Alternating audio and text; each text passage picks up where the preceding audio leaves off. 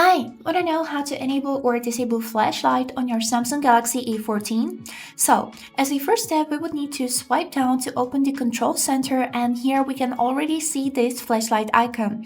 But if you would like to see more, we can swipe once more, and here you can see the torch button. By clicking on it, we will enable flashlight on our phone, and here is it how it looks.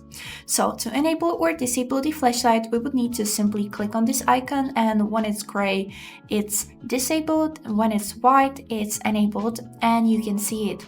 And also here we got an option to adjust the brightness of flashlight.